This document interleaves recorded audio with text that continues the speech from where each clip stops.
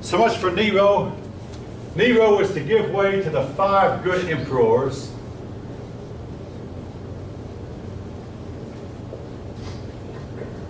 Nerva,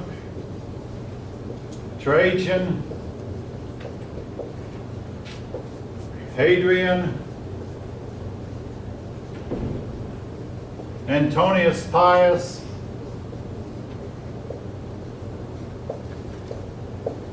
and Marcus Aurelius.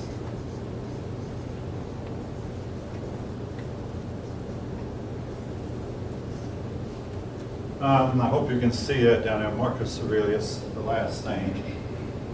Under these emperors, particularly under Trajan,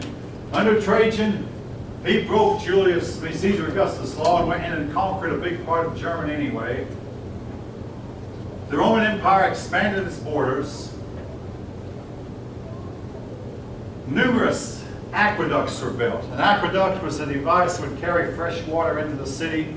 And a lot of these aqueducts were so well engineered and so well built that many of them in Europe and Asia are still in service today. They would get fresh water from a mountain stream, and a lot of the aqueducts actually were above the ground, but they didn't get this water to flow into the cities. And being above ground, I guess the water had to flow fast, it would freeze in the wintertime.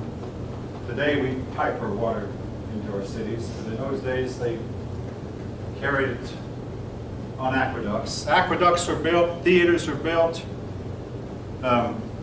capitol buildings were built, palaces, roads, a whole lot of improvements were made.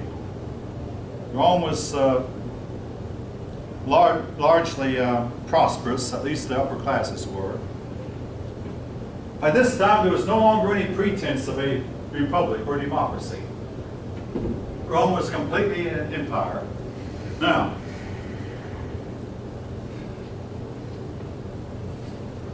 again, these men, all of them were looked on as being great men.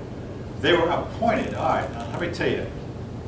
All 5 of them, except for possibly Nerva, the first one, all 5 of them were picked as boys, as young boys, by their predecessor, and groomed to be the next emperor. In other words, you might say, well, why didn't these men pick their sons? They had doubts about the abilities of their sons. So what they do is they pick some young boy who was very promising, showed a lot of intelligence, and groom him to be the next emperor. So Nerva picked Trajan as a boy. Then when Nerva died, Trajan took over. They guaranteed this way a peaceful transfer of power.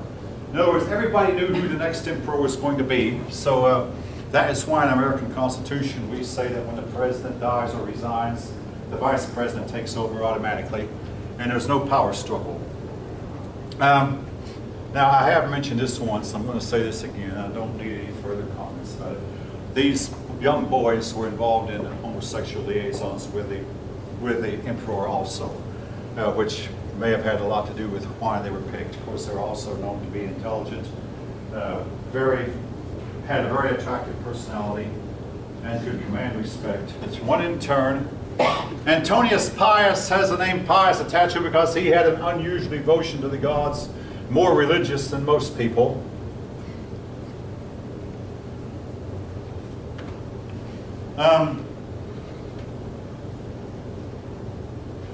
But another thing they did that was, and I'm looking at the bottom of page 133, they began to use state funds to assist poor parents in raising and educating their children. This may sound like a good thing until you realize this was the beginning of a state education system that ultimately did not contribute to improving the family life. The parents got the idea, hey, the state will say I can have the child, the state will raise him up, feed him, clothe him, even house him. So the parents turned over a lot of the responsibility to the state.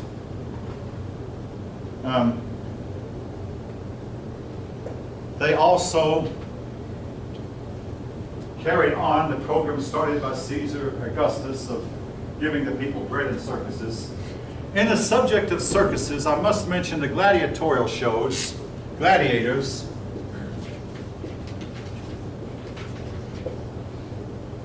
Gladiators were men, often slaves, who would fight to the death. The crowds would gather, and when one gladiator had overpowered another, the crowd would decide. Thumbs up meant the losing gladiator was allowed to live. Thumbs down meant death. So if the crowd decided they didn't like this gladiator and he lost, they would point the thumbs down, and the winning gladiator was expected to kill the losing gladiator in front of the crowd. It was a love of brutality in sports that a lot of people say contributed to the fall of the Roman Empire. Now, one Roman emperor filled a Colosseum with water and then got 2 warships and had 2 slave Marines. I mean, 2 detachments of, I'll call them Marines because Marines mean persons who fight on water. And they were to fight a sea battle or a water battle to the death. So these 2, the winners were, they had incentive to win. The winners were to be set free. They had incentive to win, and because they knew if they won, they'd be set free. So these 2 groups fought it out to the death. The losers were killed. Again, a love of brutality in sports that goes perhaps beyond what we have. Even though I still remember my 8th grade history teacher, Mrs. Conley by name, who said, these people who go to an automobile race, they're not going there to see a race, they're going there hoping they'll see somebody get killed. That might not have been altogether true. It said boxing is the most corrupt sport there is, and about that time, a couple of boxers died from injuries they received in the ring. Sugar Ray Robinson was one of them. Archie Moore was another by name. You've probably never heard the names because this has been more than 50 years ago. But a couple of boxers died. Governor Jerry Brown, who is still governor of California, he's been off and on, said boxing is a brutal sport and tried to get a law passed to ban boxing in his state, the state of California. Anyway, she said that we just love the brutality in sports.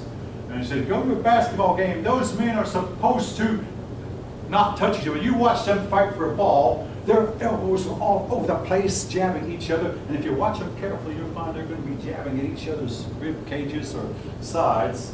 Again, you have to look at it hard to notice it. But if you go to a hockey game especially, those men do, if you look at them closely enough, they do club each other with their gloves and sticks. Any of you know what I'm talking about tonight? And they get into big fights over being clubbed. Yes, they. So in other words, do we have the same? What I'm getting at is, do we have the same problem that they had, except maybe not quite as bad, but in the same direction? All right. The Roman Empire at this time was the greatest the world had ever seen.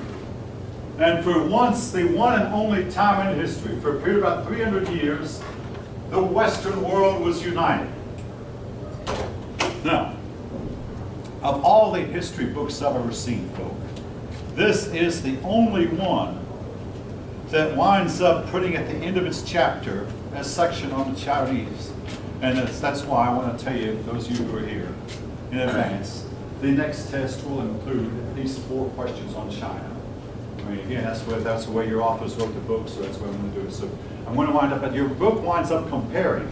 They want to compare Rome to China. Rome in the western part of Eurasia, China in the eastern part of Eurasia. I'm saying call it Eurasia like it's one big continent. China, the eastern part, both empires had a whole lot in common, and both empires had a whole lot that were not in common. So we are going to be comparing them.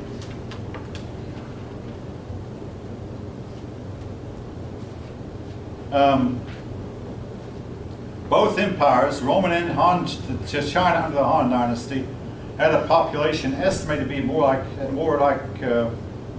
than 50 million people.